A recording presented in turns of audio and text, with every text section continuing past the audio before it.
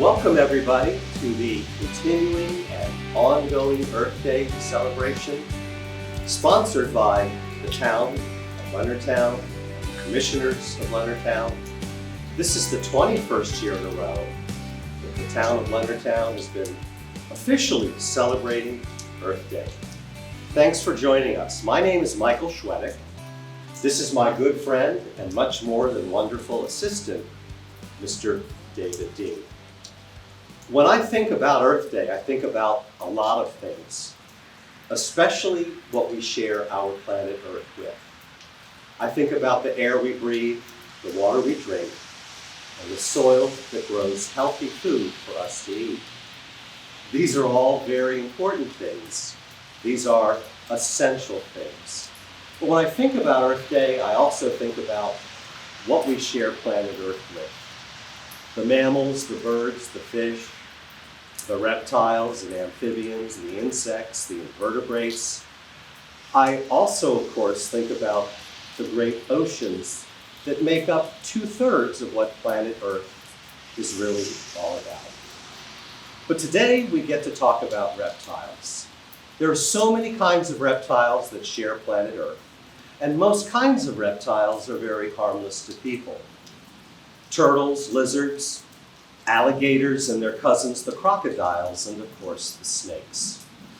We'd like to begin our celebration of Earth Day with you by meeting an incredibly special turtle. Almost 500 kinds of turtles share our planet Earth. Turtles are always born from eggs, and mother reptiles must lay their eggs on the land, never in the water. But after laying her eggs, the mother turtle will leave and the father turtle is gone. There's no one to guard, no one to teach, no one to feed, no one to care the young turtles. The turtle we'd like you to meet today is a turtle we met 11 years ago when he hatched from an egg the size of a golf ball. He was super tiny, he was super cute. Mr. David used to pick him up in a breakfast spoon, but when this turtle grows up, I won't be able to pick him up. When he grows up, he should weigh about how much I weigh. But he will never weigh 1,000 pounds. Some turtles do. We named this turtle Chuggamuga, but we have always called him Little Alexander, the great big alligator snapping turtle. He's called the alligator snapping turtle because of the size of his head. He's called the alligator snapping turtle because of the size of his beak. A turtle's mouth is called a beak. A turtle's beak is sharp and powerful. Turtles have no teeth, and reptiles really can't chew their food. For 11 years we have raised him, but he will never be my pet. He will never know me the way your dog or cat or bird knows you. This morning I was so glad to see him, but he's never glad to see me. And last night I missed him. He's never going to be missing me. Reptiles don't feel happiness and they don't feel sadness. That's not why they're called cold-blooded. Alligator snapping turtles eat fish.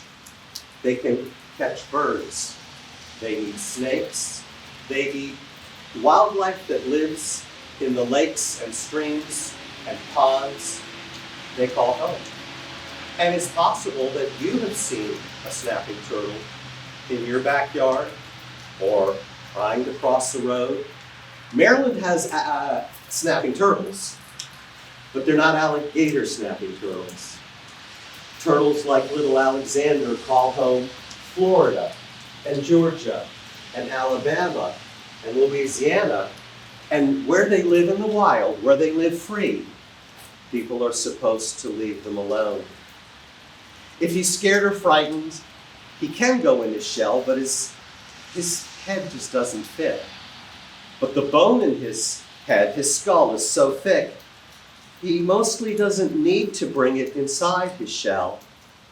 He has incredibly long, sharp claws to make a big fish little, and long, sharp claws on the back feet to move about at the bottom of a pond or a swamp. and also long, sharp claws for the females that have to leave the water to lay their eggs. Alligator snapping turtles grow the longest of all the turtle tails. And I think you noticed that he keeps his mouth open a lot. Sometimes boys and girls tell us we need to feed him more because they think he's hungry. Little Alexander opens his mouth as a way of getting bigger creatures to see his beak, to run home, and simply leave him alone. I think he's more afraid of us than we could ever be afraid of him. When he opens his mouth, he's using a behavior called intimidation. It's like when a dog growls. The growl can't hurt us, but it usually gets our attention. If you think he's big, you're right. If you think he's little, you're right. I've been raising his dad, Alexander the Great, for 46 years. And when I met his dad, a first-class stamp was 8 cents, a gallon of gas was a quarter, and I still had my hair. If you want to learn more about turtles, you can always check out a good turtle book. Books can take us to places we've never been, and you have been a wonderful audience. If you enjoyed meeting the alligator snapping turtle, I hope you'll keep in mind that when you find a turtle in the wild, it's always wonderful to enjoy watching it, take a few pictures, make a short video, but always leaving wildlife we find in the wild, in the wild. If you enjoyed meeting the alligator snapping turtle, we're going to continue by sharing with you one of the most unusual of all the lizards in the world. More than 6,000 kinds of lizards share our planet Earth. Some lizards live on the ground, some lizards live underground, some lizards live in the trees, some lizards live at the edge of the seas. But most kinds of lizards do not get big, are very harmless to people, and eat bugs and insects our world has too many of. This lizard's family is from the desert. The desert is a harsh environment, a difficult place to survive, whether you're a plant or an animal. It's hot every day. It gets incredibly cold at night. And there never seems to be, for people, enough water to drink. For 44 years, I raised this lizard's dad, Pepe. You can't spend 44 years of your life with a lizard and give it a number. But a few years ago, we decided to start bringing Pepe's handsome son, Pepito. He's a beautiful, young adult, Mexican beaded lizard. Although little Alexander has a lot of growing to do, Pepito is adult in size. He's really not going to get much bigger. And if you're thinking what I'm thinking right now, he looks like a snake that grew some legs. Well, we know that lizards have legs and snakes do not. Lizards can close their eyes, snakes cannot. The snakes have to sleep with their eyes open, but only the snakes can open their mouths and move the bones in their bottom jaw. The snakes will stretch and stretch and stretch their skin and swallow their food whole. Beaded lizards eat a lot of eggs. Lizard, turtle, bird, snake eggs too. If Pepito finds an egg and it's ready to hatch, he has razor-sharp teeth. But if he bites an egg and the egg breaks open, he dips with his tongue. His tongue is flat like a snake's tongue. His tongue is forked like a snake's tongue. And if Pepito lost his legs, he really would look like a snake. I think of all the reptiles we share, this lizard is the reptile that most young people always ask if they can hold. I would love to let anyone that would like to hold him that opportunity. But no matter how much we like him and how well we care for him, he will always be a wild animal. If Pepito bit me, I would very likely have to wait for him to let go. Again, even though his teeth are tiny, they are incredibly sharp. But I'm only bitten by a reptile when I make a careless mistake. And here's a project for you to do at another time. Only 3 kinds of lizards in the world are known to be venomous: the Komodo dragons, the Gila monsters, and the Mexican beaded lizards. So this lizard is venomous, but has no fangs. The project I'll leave you with for another time is to do some research to figure out how these lizards deliver their venom. They are venomous. It is true, but they have no fangs. And although they are venomous, the biggest reason, the primary reason they use their venom is not so much to kill their prey, but for self-defense, to protect themselves, to save their lives. There are so many different kinds of lizards that share our planet Earth. The more I hold him, the less he is afraid. The less he is afraid, the less he feels the need to fight. If you enjoyed meeting the beautiful Mexican beaded lizard, we also brought a very special, a 2-year-old American alligator for you to meet today. Alligators and crocodiles grow to be the largest reptiles. Not necessarily the longest when I say largest. They weigh the most. Crocodiles and alligators, it's true, grow to be the largest reptiles. They are the smartest reptiles. They have the best reptilian brain. Mother alligators and mother crocodiles are the best mother reptiles. Only 2 kinds of alligators share our planet Earth: American and Chinese. Only 2 kinds. Today, you're going to meet a beautiful American alligator. We named this alligator after our favorite lake in Florida. His name is Okeechobee. When Okeechobee hatched, his head was smaller than my thumb. He was only as long as a hot dog. His first dinner was a fish, smaller than a penny. When alligators and crocodiles are born, that's when they're the smallest. And that's when they are the most vulnerable or helpless. It is true that most baby alligators and crocodiles don't survive the first year in the wild. Many birds eat baby alligators and crocodiles. Many mammals eat baby crocodiles and alligators. And many crocodiles and alligators eat many baby crocodiles and alligators. I'm not even 6 feet tall. When Okeechobee grows up, he could be 10 to 12 feet long and weigh 350 to 400 pounds. We know that alligators can live 70 to 80 years in captivity.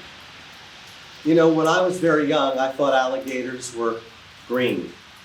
I thought alligators only lived in Florida, and I thought alligators ate people. Well, alligators are green when they are on a cartoon, and alligators are green in a picture book, and alligators are green when green plants grow on their back. If you live in Maryland, you shouldn't see an alligator when you visit a lake, a river, when you're near a creek or pond. Maryland's winters get too cold. But if you want to see an alligator in the wild, from Maryland you wouldn't have to go to Florida. You could go to a southeast corner of North Carolina. That's not that far. And that's how close to Maryland they live in the wild. They live south to South Florida. They live west to East Texas. And did you know this about alligators? The bigger they get, the bigger their dinners can be. At this size, well, little Okeechobee can catch a small fish, could catch a large frog, could catch an adult field mouse. His mom or dad could jump out of the water and grab an adult deer and pull it under. His parents have never seen a picture of a deer. But when we talk about big crocodiles, what they can do, a big African Nile crocodile, mom or dad, can jump out of a lake and grab a 500 or 600 pound Cape buffalo and pull it under. Big crocodiles can make big alligators look little. Alligators almost never eat people, but they get big enough too. And one thing we've learned about alligators and people near the water is that alligators sleep the day away. They wake up around the time we're having dinner. It's true. They wake up as the sun is setting. And when we spend time, especially in Florida, Florida has over 1 million alligators in the wild. And some people say Florida has too many alligators. We need to be careful when we're near the water after dinner, especially with a dog, especially little people without adults. The biggest reason alligators almost never eat people is because people walk on 2 feet. This can help to make us look to be too big. They do get big. They don't know right from wrong. They want food to eat, water to drink, and never be eaten. When an alligator does grab a person, it isn't something that's personal. They're not being mean. They're simply trying to find a food source to be able to survive. If Okeechobee were a Chinese alligator, in terms of his length, he would be halfway to becoming an adult. Chinese alligators are among the rarest of all the reptiles in the world. But many people around the world are involved in crocodilian conservation, studying and finding out the reasons why crocodilians are endangered and what can be done at the same time to save them. In China, most people will never see a panda in the wild because pandas don't live everywhere. In China, most people will never see a Chinese alligator in the wild, and many people have still never heard about them. That's why talking about alligators and sharing alligators we think is important. He can stay so still, he doesn't look real. When he needs to move, it is unreal. We hope you enjoyed meeting a young American alligator.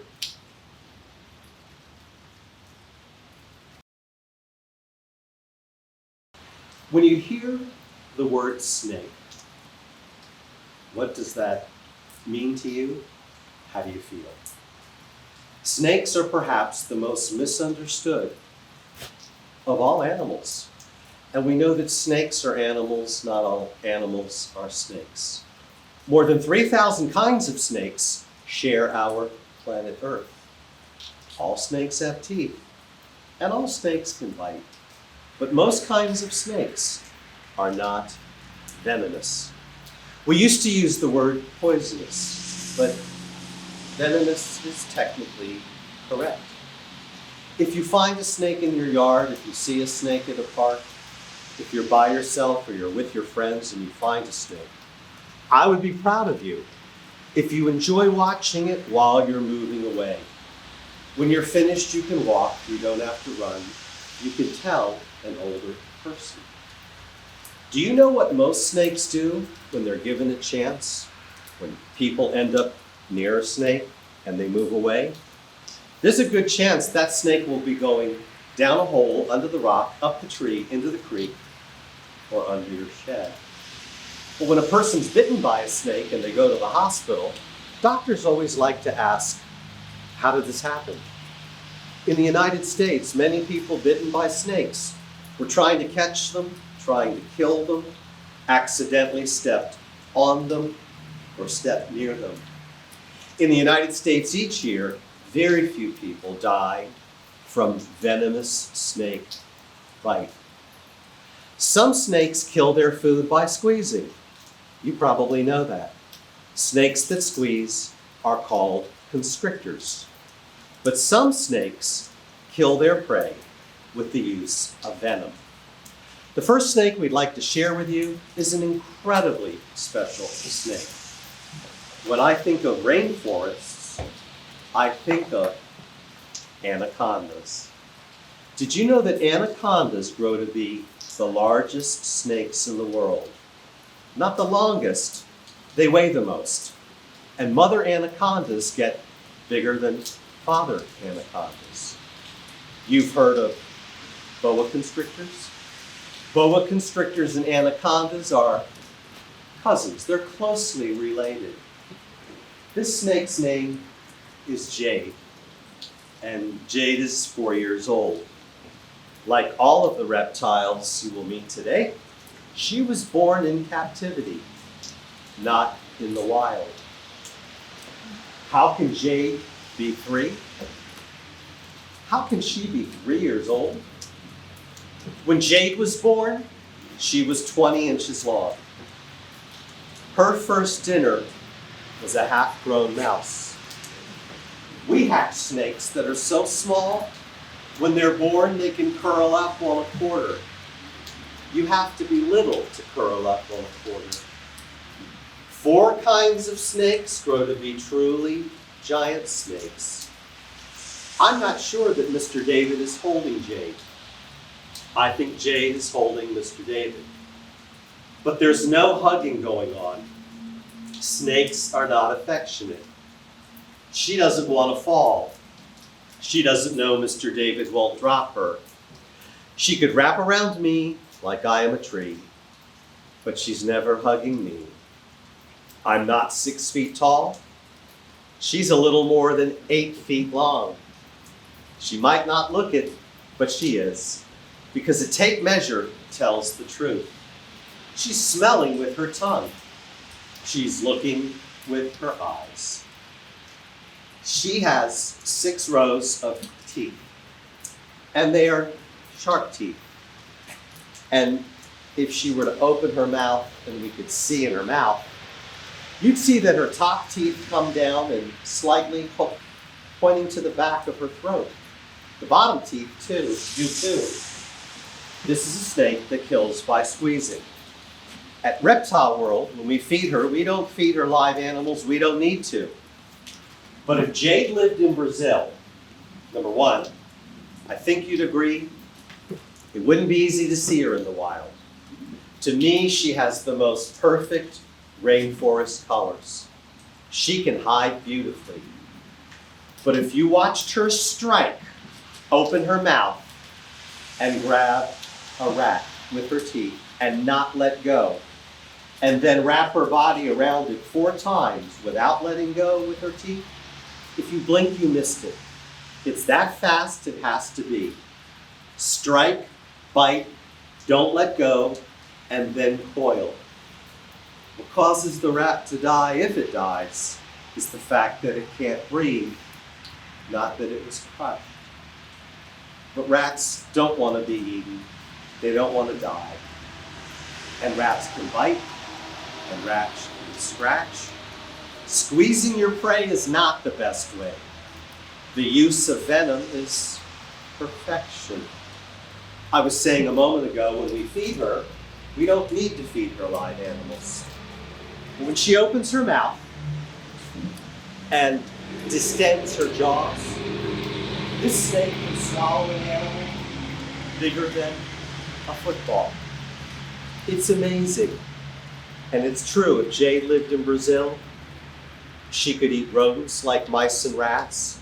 She could catch capybara, which are the world's largest rodents. If you know what a guinea pig is, can you imagine a 100-pound guinea pig? That's a capybara. They do eat crocodiles in the wild and have been known to eat animals that have died. They've been known to be scavengers.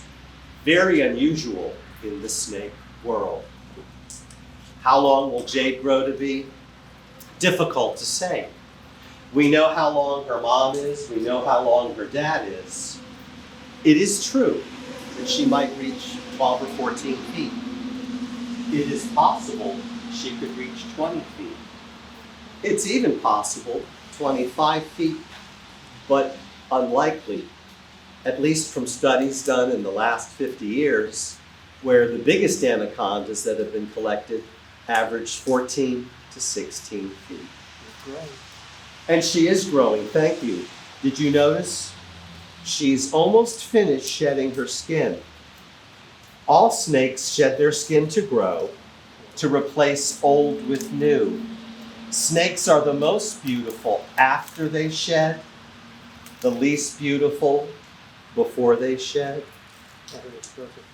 And we're not hurting her removing this skin. This morning, she shed her skin, but there were a few pieces that just refused to come off. But they will come off. Jade sheds 5 or 6 times a year. She's young, she's small, she's growing quickly. One of the most beautiful of all the snakes in the world is the green anaconda, cousin of the boa constrictors. We hope you enjoyed having a glimpse of Jade. Another of the snakes that grow to be truly giant snakes is the Burmese python. You met the anaconda we named Jade. Pythons live in Africa, they live in Asia, they live in Australia. There are many kinds of pythons. All of them kill their prey by squeezing. They only have teeth, but they can grow big teeth. And it's true, they are non-venomous. But again, as I mentioned earlier, only a few species of pythons grow to be what we consider giant. Burmese pythons are amazing pythons. They are a python species where after the mother python lays her eggs, she'll remain with them and even attempt to raise her body temperature to warm them. This is the egg casing from the python you're going to meet in just a moment. You might think it's big, you might think it's little, but when this python was in this egg, it was bigger. And snake eggs are soft and leathery, so when we handle them, we have to be very careful. How does a snake get out of the egg? It grows an egg tooth, and it cuts or pips the shell to climb out of. Snake eggs are soft and leathery, and this is pretty much as big as a snake egg grows to be. The python we'd like you to meet today is 10 years old. And I want you to know that when he hatched, he was about 18 inches long. He could coil on the palm of my hand. That's huge for a newborn snake. But just before you meet him, many years ago, I used to bring this snake's oldest sister, Banana Girl, to schools. I shared Banana Girl for years, until one morning I just couldn't pick her up. She had grown up. So I brought her little sister, Banana Peel. But years later, Banana Peel grew up. I couldn't pick her up. So I brought her handsome young brother, Banana Boy. I miss sharing Banana Girl and I miss sharing Banana Peel. I miss sharing Banana Boy. But today you get to meet Banana Boy's brother. He is Banana Boy's brother. His name is Banana Boy's brother. When we like to save time, we call him Triple B. He is a beautiful albino Burmese python. Perhaps you've heard the word albino before. This is a snake that should be the most beautiful brownish black mahogany color. This is a snake that if we put in the leaves, we shouldn't be able to see. He was born missing his beautiful dark color. He hatched with only his light color. He's an albino python. He's about 14 feet long. He weighs about 140 pounds. Kindergartners always tell me he isn't big. They tell me he's huge. And we know that huge is a small word that means really big. Just like with Jade, we're not sure how large he'll grow to be, but we know that the boy Burmese pythons don't get as big as the girls. This snake has 6 rows of teeth, like Jade, but because he's bigger, his teeth are a little bit bigger.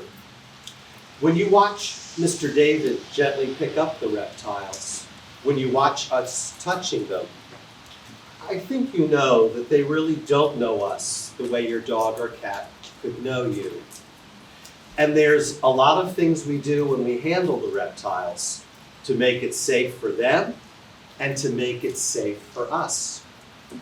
Usually it's not our eyes that tell us what they're going to do next, but usually it is our hands. The bigger the snake grows, the bigger its prey can be. This snake could swallow an animal the size of 2 basketballs. And if this snake lived in Southeast Asia, home to the Burmese pythons, well, it's possible that in the wild, he would only have a few meals a year. It's not just the size of the meal that allows a snake to go a long time without eating, but it's the fact that reptiles are cold-blooded. It's true. They don't need the air birds and mammals need. They don't need the food that birds and mammals need. I'm glad Banana Boy's brother hatched in captivity. It's true, he wasn't born in the wild, because if he were born in the wild, he could never hide. And when animals can't hide, they usually quickly become dinner for a bigger, hungry animal. Can you imagine visiting a park one day with your family when someone in your family thinks they found a shoelace, but when they go to pick it up, they remember shoelaces don't move? Did you know that in Maryland, people have found albino black snakes? They are white, they have pink eyes, but sometimes they have pink throughout their body. And the pink you're seeing is their blood. But again, usually people don't find albino animals in the wild because when they are born, they can't hide or blend. But many, many years ago, a person in the jungle did find one. He found an albino Burmese python. It had just hatched. He didn't kill it because he was scared. He didn't kill it because he was hungry. He didn't kill it to sell its skin. Because this man lived in the jungle, he knew what he found was special. And when he saved it, he made a difference. That albino python is the great-great-grandfather of everyone we'll ever see. In a zoo, or perhaps in captivity. When that gentleman found the snake, he saved its life, he made a difference. And I believe each and every one of you can make a difference too. We really hope you enjoy Reptile World and are very appreciative to be a small part of the celebration. But if you'd like to find out more about what you can do in your home, in your yard, in your community, in the world to make a difference, you can visit earthday.com. It's been really special to be with you today. Thank you for having us. Try to make Earth Day every day. Take care.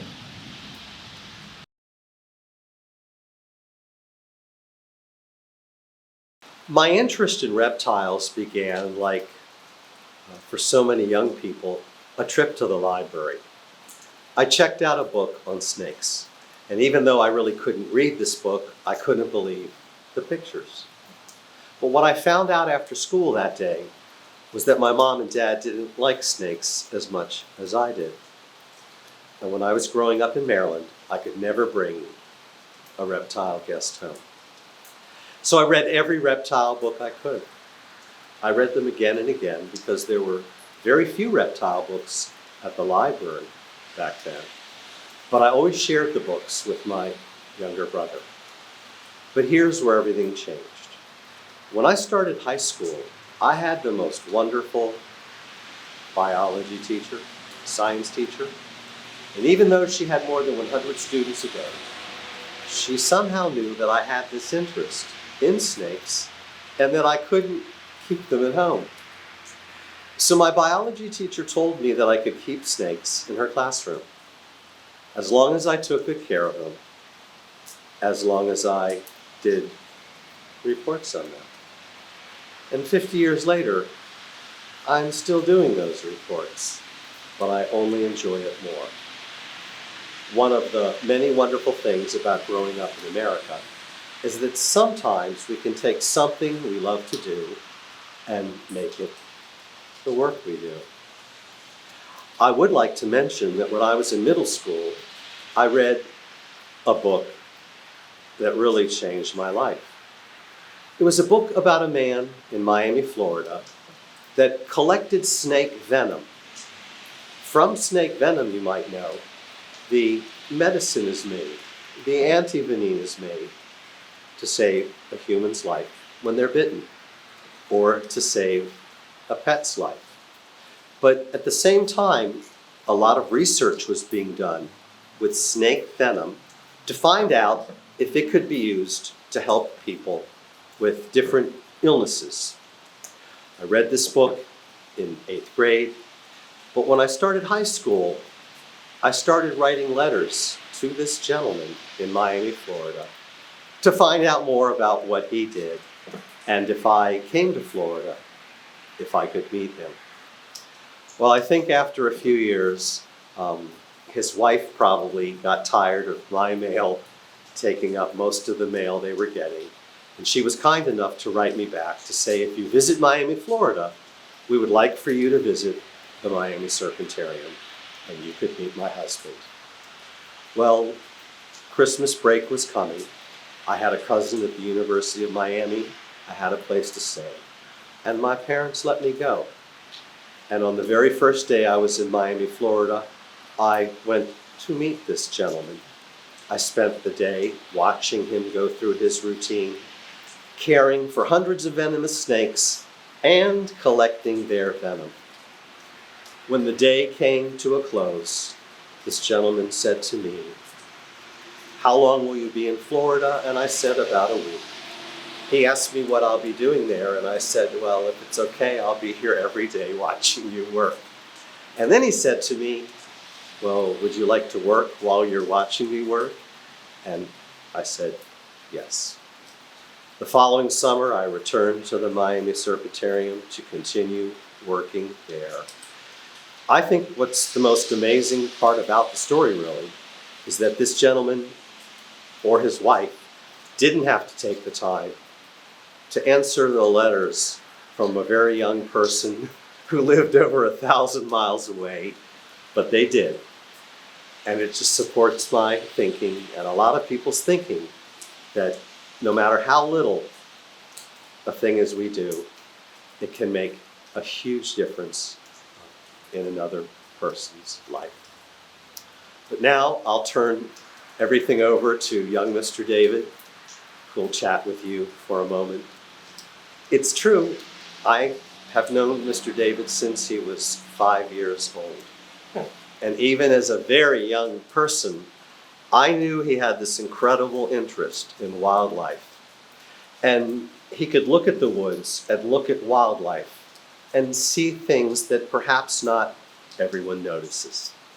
Well, thank you, Mike. That is one of the nicest intros I think I've ever had. And my interest in reptiles really, I was 5 years old. I was at school, and Mr. Michael showed up to my elementary school, and I got to see Reptile World live for the first time in my life. I fell in love that day with how amazing it was to see somebody handle these magnificent it's somewhat scary looking to most people, reptiles, but do it so gently and so calmly. Like when I walked in that assembly, I thought we were going to be chased by crocodiles and maybe have a snake on the floor that someone's going to have to try to get away from, but it was nothing like that. It was all calm and it was nothing what I expected. Years later, after going to see his programs as often as I could in many different locations and bugging him for years to, hey, please, I will work for you even when I was 7 years old. I will work, I will do whatever, I will mop, I will wash the truck. When I was 15 years old, he gave me the chance. And 25 years later, I'm still washing the truck. But I love it, love Mr. Michael, and that's Mr. Michael instilled the love of wildlife, the earth, and especially reptiles in my world.